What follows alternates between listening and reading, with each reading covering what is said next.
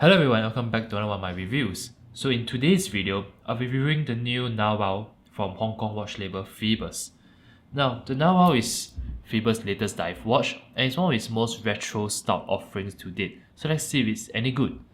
So let's start with the build quality. So as typical of Phoibos watches, I would say that the build quality of the Narwhal actually punches above the price point. So first and foremost, let me bring this closer to the camera. The Narwhal actually, has a double dome sapphire crystal. So as aforementioned numerous times in all my previous watch videos, I'm a huge advocate for sapphire crystal due to the inherent scratch resisting properties. Personally, I always look for sapphire crystal when it comes to my own watches. So the sapphire crystal is coated with 3 layers of anti-reflective coating, so you don't really get any nasty reflections.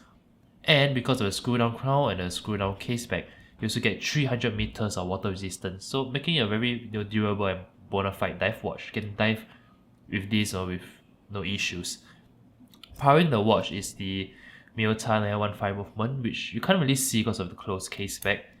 But you can see it in the smooth sweep of the second hand. So let me bring this closer to the camera. Yep, there you go. So the Miyota 915 is a significant upgrade from the Seiko NH35 that powered Phoibos' earlier watches. A more affordable alternative, the ITA 2824, the Miyota 915 beats at the same 4Hz frequency, which I can see the smooth sweep with the second hand, which translate to a smoother sweep with the second hand and other good things like 42 hours of power reserve, 24 joules and hacking seconds. So if I were to pull out the crown, there you can see that the second hand stopped, so it does have hacking seconds. Yeah, pretty nice solid movement, no complaints here. It also comes with this sort of almost bits of rice ass bracelets. Definitely a vintage style bracelet. I have to say it's probably one of the best bracelets that I've experienced on a Phoibos watch. Just feels very robust and it looks very nice as well. You can see that the center links are polished, but the sides are brushed, so it's a very nice contrast. The push button deploying buckle also works as like a charm, very nicely milled. You have some chamfering, polished chamfering here at the sides, and it snaps in place with a very reassuring click. So yeah, very nice bracelet all around. Now it also has loom, so 15 layers of loom in fact, and 2 types of loom that it has. So BGW9 can be found on the hands, the indices and the bezel marking, while old radium supernova can be found on the hands and hour dots for slight contrast. It is one of the brightest loom that I've ever seen, so loom heads definitely won't be disappointed here. So all in all, I would say that the Phoibos Narwhal definitely have rock solid specifications. It has a double dome sapphire crystal with triple AR coating, it has 300 meters of water resistance rating, a Miyota 915 movement, a beautifully crafted bracelet, and strong Swiss loom. It ticks every box in terms of the specification checklist and then some. Now, the design isn't shabby either. So the first thing that caught my eye was definitely this retro looking case, that reminds me of another neo vintage watch I recently reviewed. I'll link it out above, the Garnet Type C. So brushed at the front, but with polished chamfered edges, and you can see this angular case structure as well. The case feels very well finished and made with quality. I really do like this sort of retro 70s-esque case. The dial is striking too. Let me bring this closer to the camera. There you go. So for what is this gradient texture, that's grayish in the center but gradually darkens towards black around the edges. There's some slight brushing on the dial as well. So although it isn't as obvious as the renders, but I can still see up close that it's there.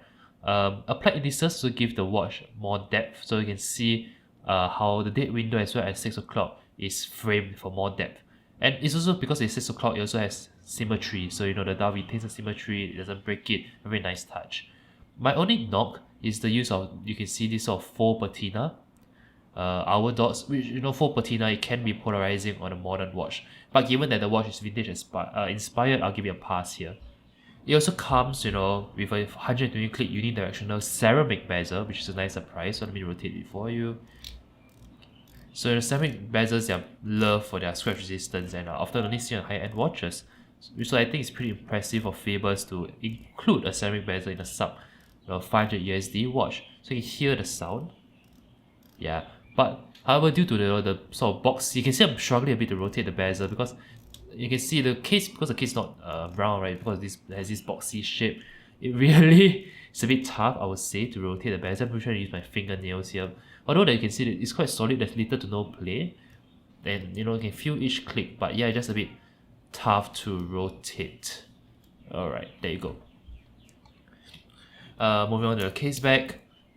The case back actually features a lovely artwork of the narwhal, which the animal that is named after, which is known for the long tusk that protrudes out of his head. It is not the most elaborate motif or relief artwork that I've seen, but I know it's still a nice touch. Alright, now let me put this on the wrist and show you guys how it wears. Alright, so with a diameter of 41mm and lug to lug of just 50 meters, it's relatively short because of the integrated lugs. The narwhal actually wears very well on my 7-inch wrist. I'm glad to see that dive watches have been shrinking in size in recent years. I think the era of like 44, 46mm sport watches are dead and buried, and I'm all for it, to be honest.